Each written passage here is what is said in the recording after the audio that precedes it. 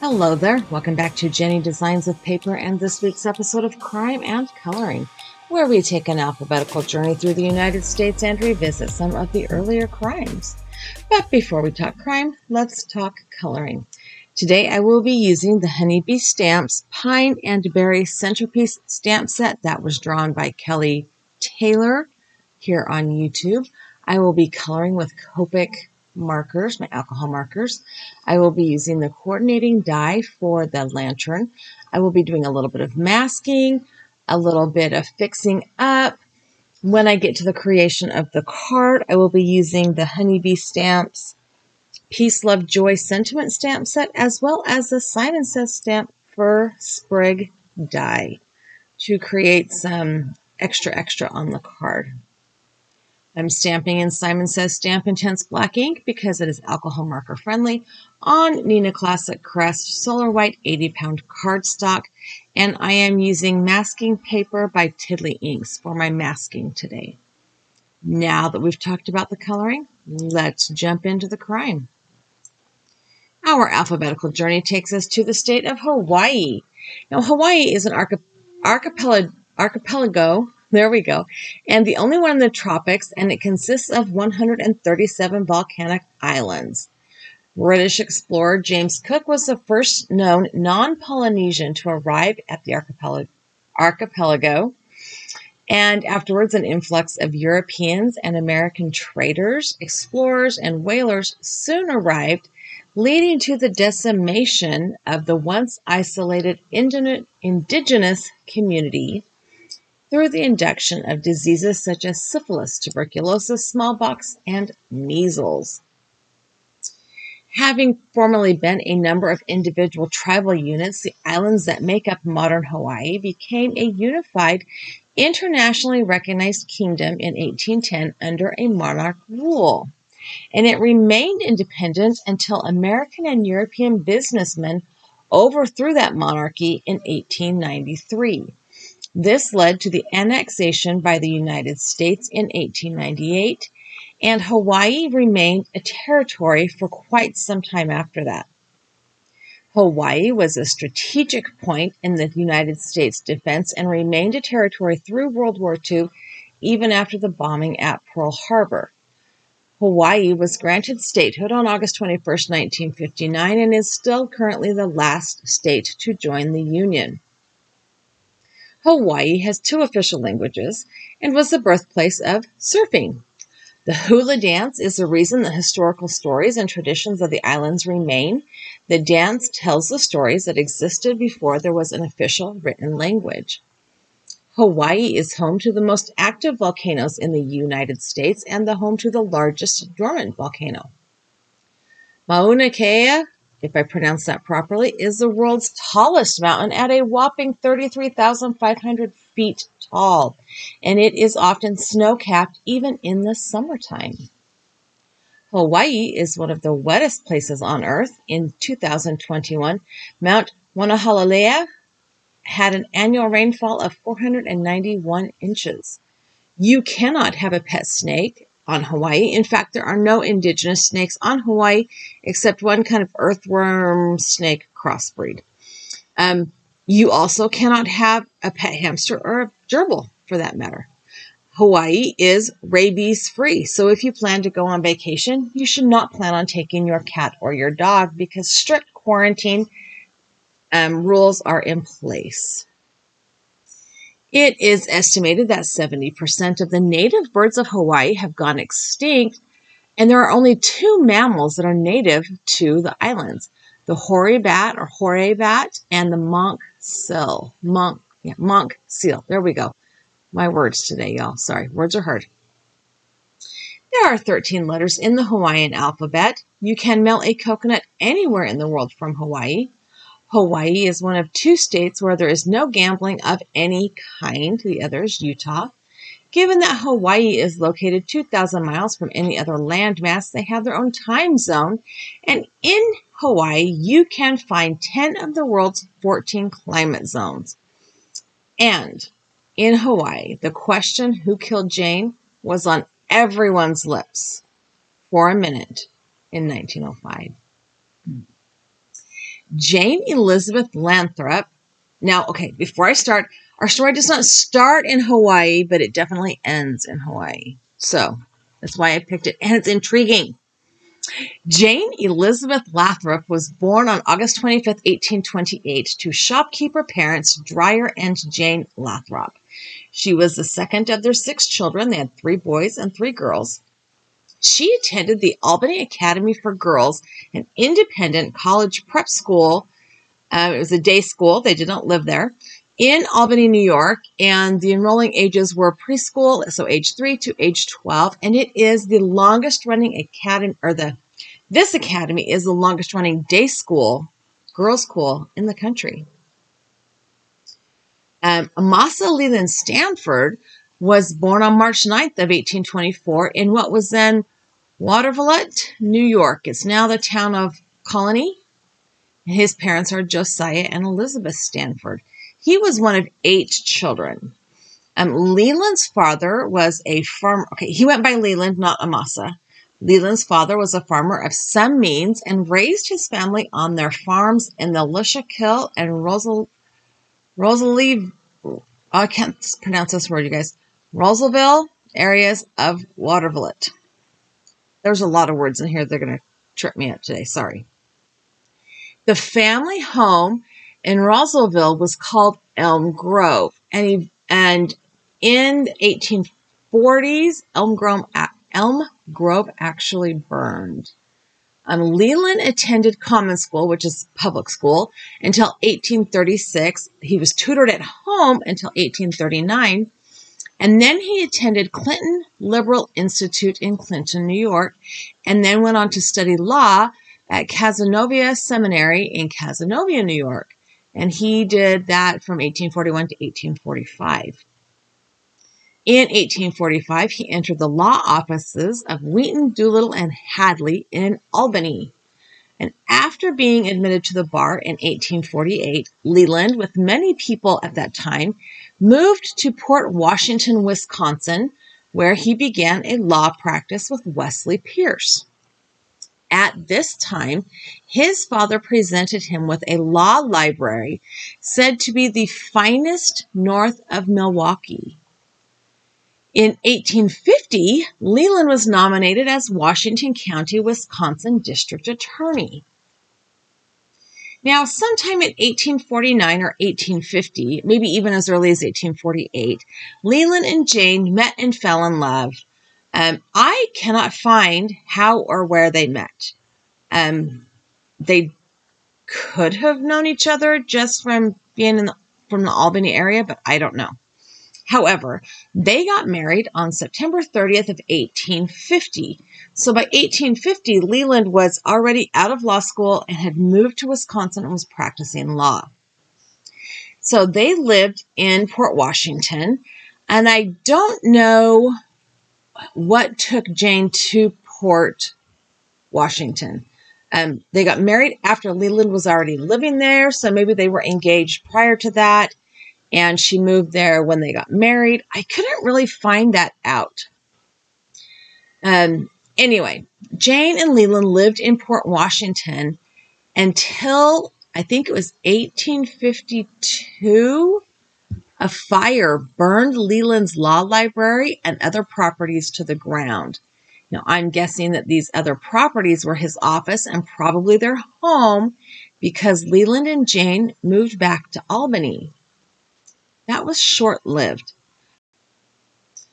Leland and his brothers kind of met up again in Albany, and they joined together to create a mercantile, and they headed west to California because this is the time of the gold rush. And they went there hoping to make their fortunes not off mining, but off supplying miners with everything they needed to live in this completely unincorporated part of the country. While there, Leland also served as Justice of the Peace, and he also helped organize the Sacramento Library Association. So he was busy. He was busy. Jane stayed with her parents in Albany until Leland returned. But after living in this fast-paced frontier country kind of life, Albany, New York was just a little too slow for Leland. So in 1855, he loaded up his wife and he moved Jane to San Francisco. And there, Leland stepped up his shopkeeper game. He pursued this mercantile plan on a large scale. And he also had many other business ventures, all of which I will not name here. But he became known as one of four merchants that were called the Big Four. And these were the key investors in the plan for the Central Pacific Railroad. Business was good for the Stanfords. In 1859, Leland actually ran for governor of California. He lost.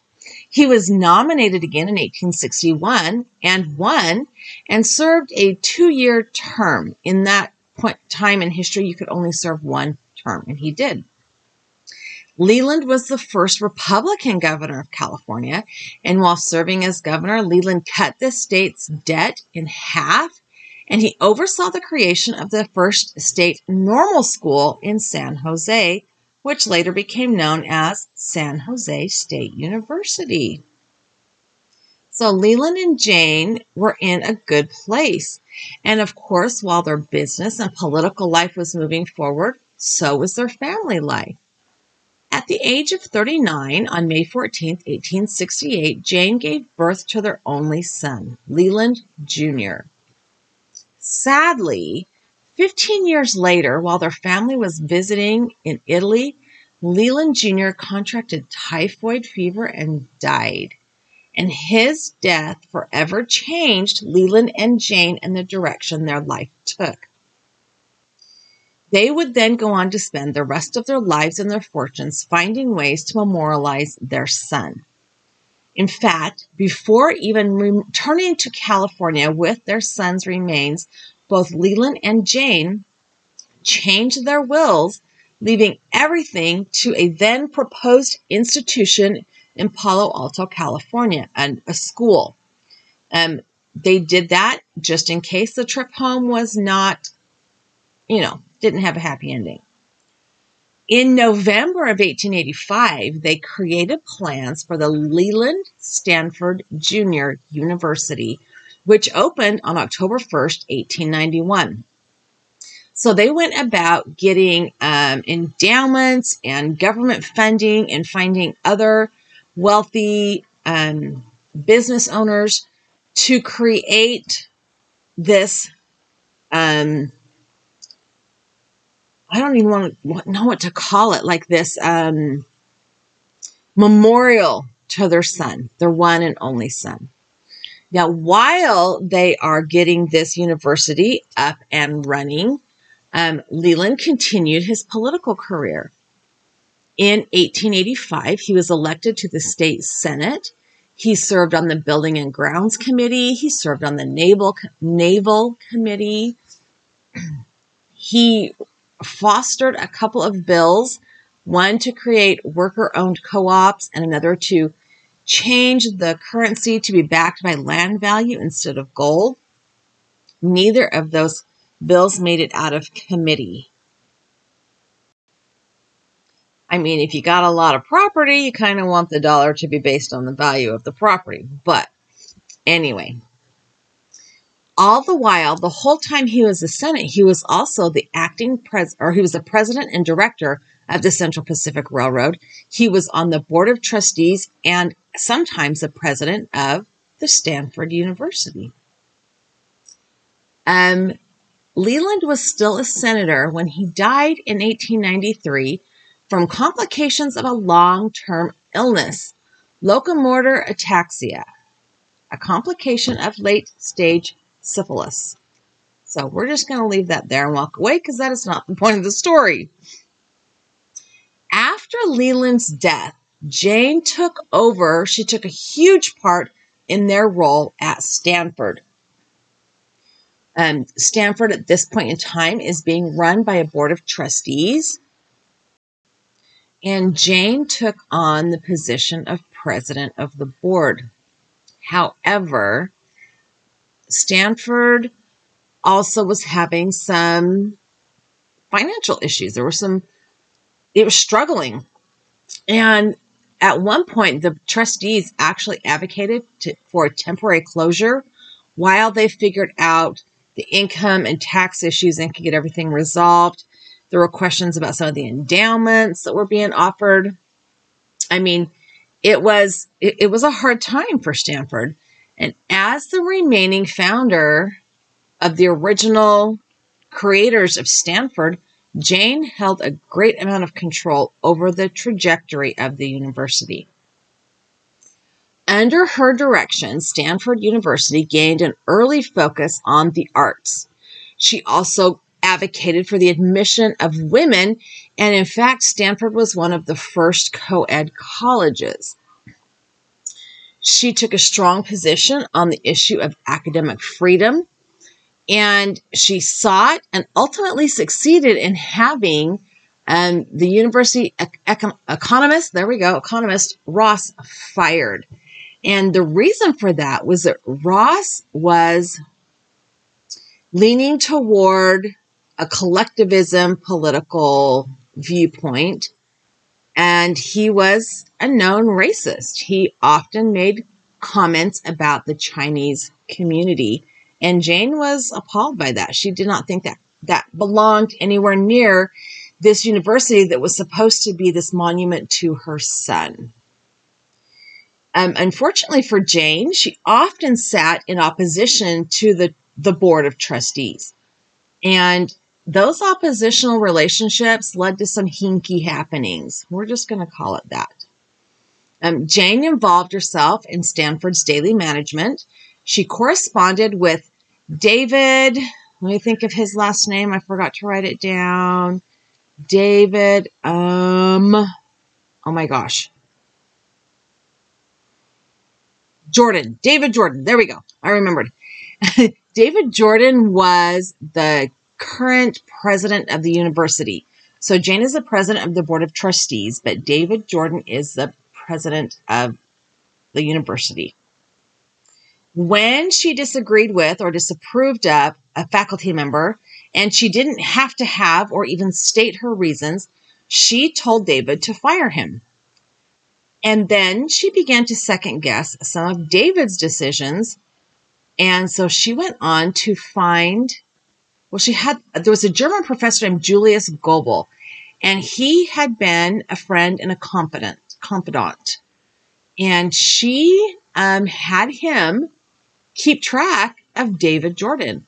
She had him keep a paper trail on him. He became, in effect, her inside man or her spy. Even after turning the operations of the university over to the board in 1903, Jane kept the title of president for herself. So she's kind of taken a lesser role, but she still is claiming the president of the board of trustees as her title. Now, Jane had a particular habit. It was her normal practice to drink a specific brand of bottled water each evening before going to bed. And this custom was so ingrained, or such a habit, that her live-in housekeeper or her maid left this bottle of water on her nightstand every night. On the evening of January 14th, 1905, things played out as normal. Jane prepared herself to go to bed, and part of that ritual was to take a drink of this water. So at this time, Jane is still living in the mansion in San Francisco on Nob Hill that her husband had bought for her. So she's still in good society, as they would say, right? So this evening, the January 14th, Jane picked up her water bottle. She took a drink. She took a swallow and immediately tasted that something was wrong. She spit out what was left in her mouth. She made herself vomit what she had swallowed, and then called for her secretary and the maid that lived in her home to come and smell and taste the water as well. Now, they each took a sip of the water, and they agreed that it was queer and bitter taste. Those are the words they used, a queer and a bitter taste. And Jane actually sent the remaining water to a pharmacy for analysis. Okay, she's got some dollars, and she's got some She's a big wig. A few weeks later, the chemical or the analysis was returned, and the water had enough strychnine in it to prove fatal in minutes. So somebody's out for Jane.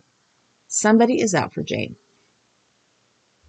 Now, the winter fog in San Francisco was causing some health issues for Jane, including a very bad cough. Adding that to this report of tainted water, Jane decided she needed to leave California for the winter.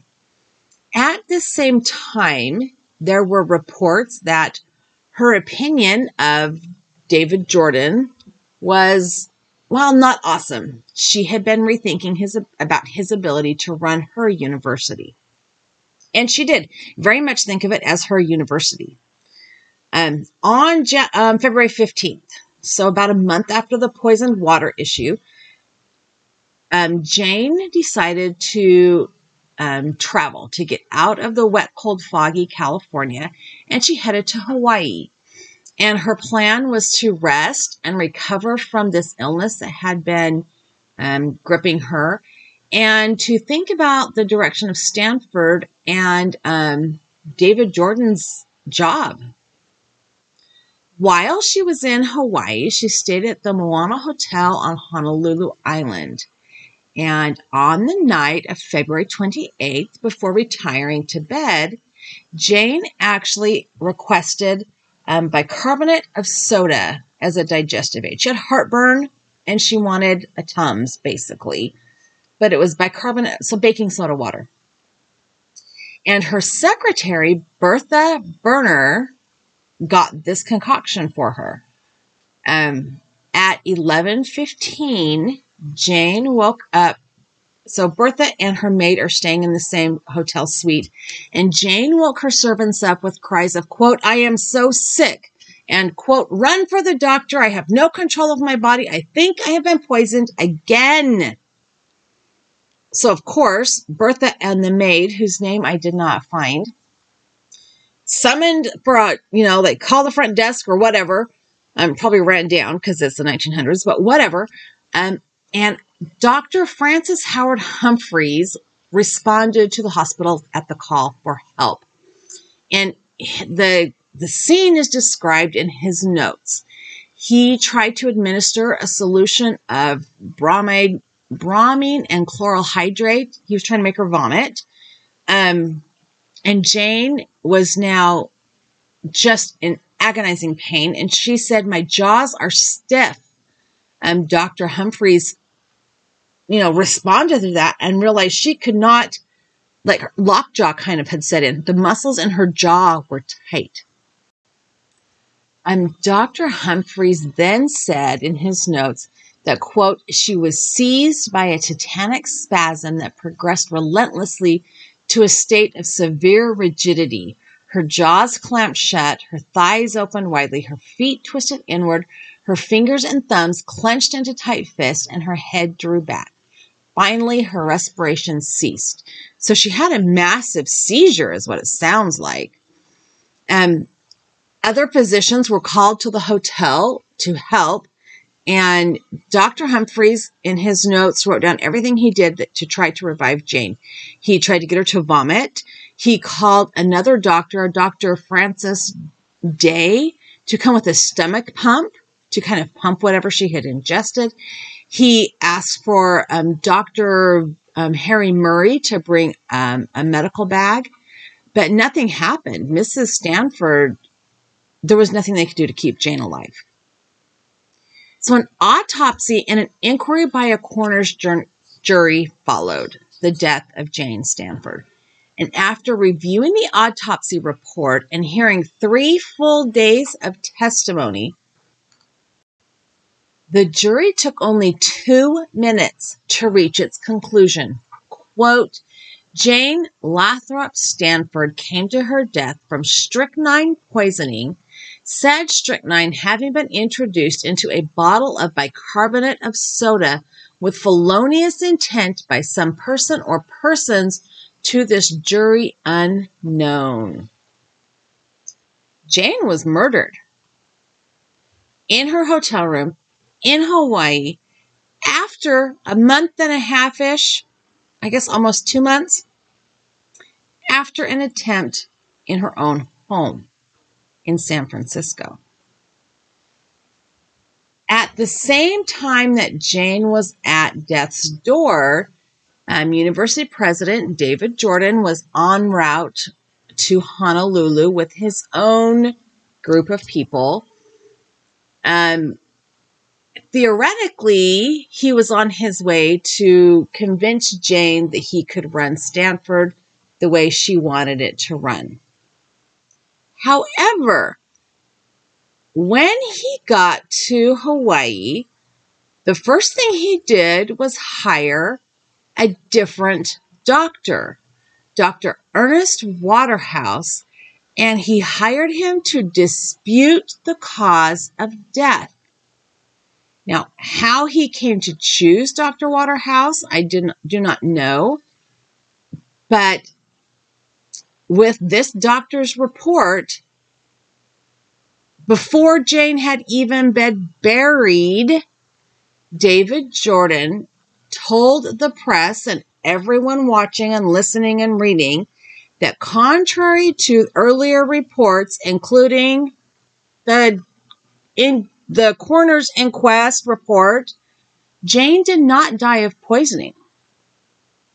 Mrs. Jane Stanford had died of heart failure, he said. And that is the cause of death that made it in the history books for over 100 years. However, Robert W.P. Cutler is an author, and he wrote a book entitled The Mysterious Death of Jane Stanford. And he wrote this book after stumbling across some information kind of haphazardly. He was asked to write a speech on the history of Stanford for a friend who was giving a tour to some history buffs visiting the university. And in his research into the history of Stanford University, he discovered Jane's conflict with David Jordan. He discovered the notes of her spy / competent / whatever you want. Like, he kept a written report to give to Jane. And this author, Robert, found all of these things. He found out that at the time of the attempted poisoning in San Francisco, Jane had already made the decision to fire David Jordan. He concluded, based on what he read and researched later, that the secondary report from the other doctor that was not at the scene of Jane's death could not have been anything other than an attempt to whitewash the details of Jane's death. It seems that also, in an attempt to change the cause of death from poisoning to heart failure or natural causes, David Jordan had taken on this campaign of smear and shame. In personal correspondences with colleagues and in public statements that he made, he attacked the doctors who were at the scene of Jane's death. In a March 22nd letter, he wrote to the new board president, Samuel Lieb, and he went as far as to say that the doctor added the strychnine to the bicarbonate of soda after Jane had died, after the doctor had researched the symptoms of strychnine poisoning. He called the doctor, quote, a man without professional or personal standing. And if that was not enough, before David left Hawaii, he told the local authorities in Honolulu to, quote, keep watch of the actions as well as of the past history of the two physicians at the Moana Hotel. He's telling the police that these doctors are killing people willy-nilly. Oy. Now, Dr. Humphreys actually confronted David Jordan, and David denied making any type of derogatory statements, except that they were public. And he never publicly corrected his or changed his statement where he called into question the skills and the judgment of the doctors that attended to Jane on her last day. In fact, he actually went after all of the physicians who were there and the toxicologist who prepared the report for the coroner's jury. He left on record a statement impugning their competence and integrity. So it's been 100 years, more than 100 years since Jane died. And now the investigation is kicked up again, but not by police, by an author, by Robert. And in his investigation or his research into Jane's death, Robert actually looked into the reputation of the doctors who attended to Jane at the hotel. And there was nothing suspicious, nothing irreputable about their professional behavior. Also, the autopsy was conducted by 7 physicians and a toxicologist, including 3 doctors who were not in the room when Jane died. There was also a mortician and a morgue assistant listed as witnesses to the autopsy.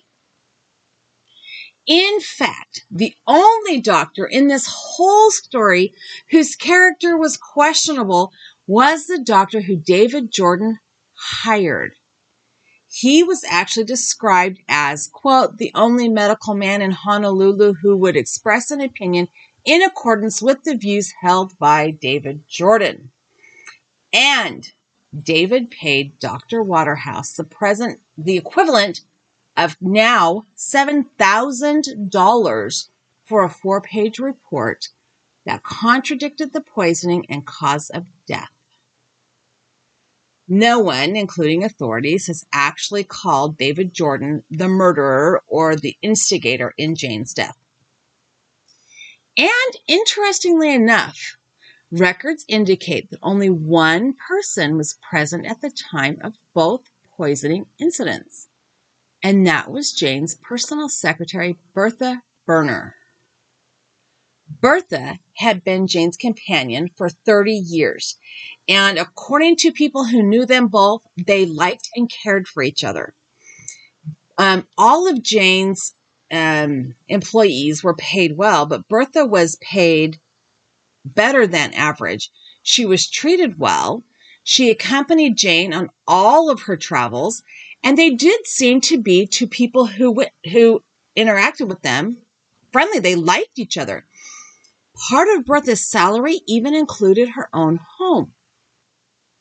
Police and private investigators interviewed Bertha after Jane's death, and she actually testified at the coroner's inquiry, and she was dismissed as a suspect. And it was determined that she wasn't really a credible suspect, but she also wasn't a credible witness.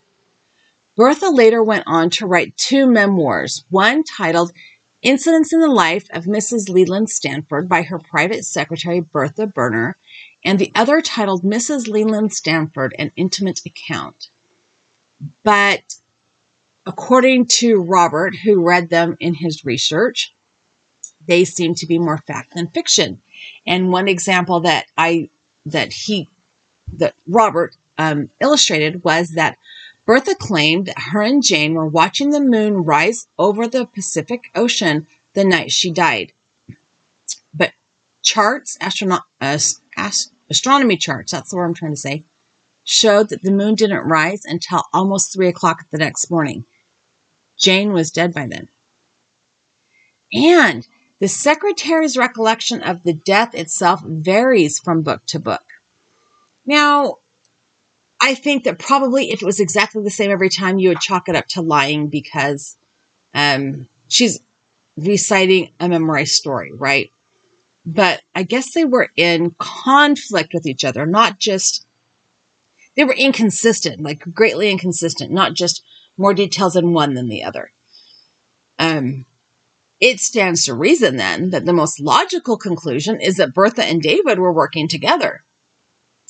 But in the articles I read, in the Stanford history papers, in the newspapers, there's no evidence that Bertha and David had anything other than an acquaintance relationship. Certainly, they would have known each other because Bertha was Jane's secretary, and there would have been times when Bertha was there when Jane was having meetings with David. So they would have come to know each other in the performance of their duties. But that's about all I found about this murder, or about this relationship, rather.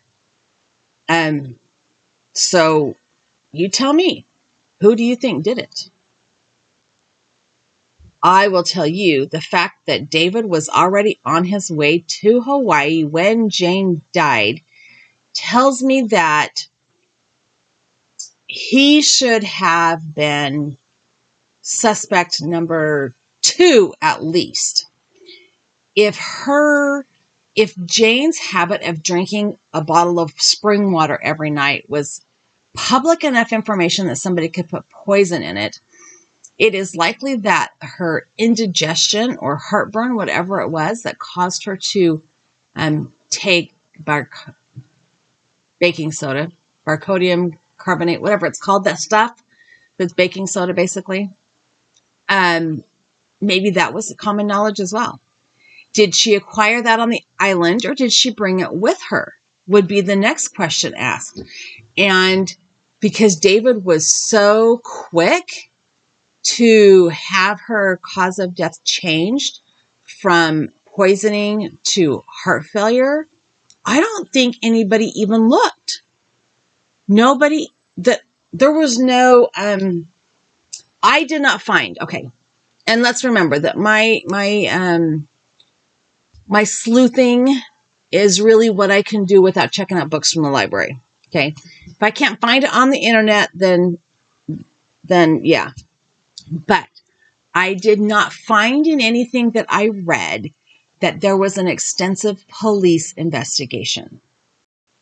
For sure, one of the first questions asked is, where did this bicarbonate of soda that Jane took for her indigestion come from? California, or did she purchase it in Hawaii? Secondly, David and Bertha's relationship should have been seriously examined because one had reason to want her dead and one had access to her. So here we are, more than 100 years, dang, almost 120 years later, and there's not been anybody held accountable for her death. In fact, the history books have her down as having died of heart failure while on vacation in Hawaii.